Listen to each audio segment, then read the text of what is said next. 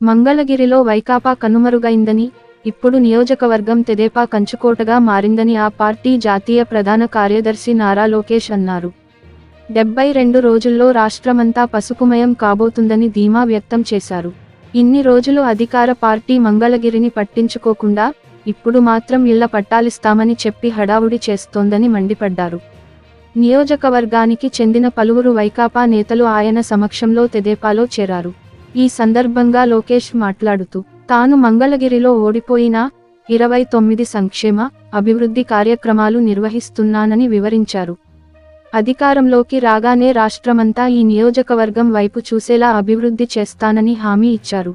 ప్రతిపక్షంలో ఉండి మనంత మంచి పని చేస్తున్నాం అంటే 2 నెలల్లో అధికారం మనకు వచ్చిన తర్వాత మంగళగిరి నియోజకవర్గం ఎలా అభివృద్ధి చెందుతుందా అని ఒక్కసారి ఆలోచించుకుంటున్నా.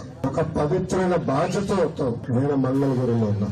ఆంధ్ర రాష్ట్రం నడిబొడ్డులో ఉన్న నియోజకవర్గాన్ని అభివృద్ధి చేశాను. నేను వచ్చాను. వాస్తవంగా నాకు చాలా మంది చెప్పారు, కుప్పంకి వెళ్ళండి, విశాఖపట్నంలో ఒక సీట్ తీసుకోండి, ఆంధ్రాకి ఇంపాక్ట్ ఉంటుందని చెప్పారు.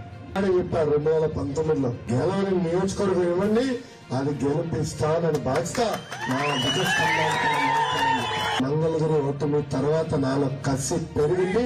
బాధ్యత గెలుపు గురించి కాదు యుద్ధం, మెజారిటీ గురించి యుద్ధం.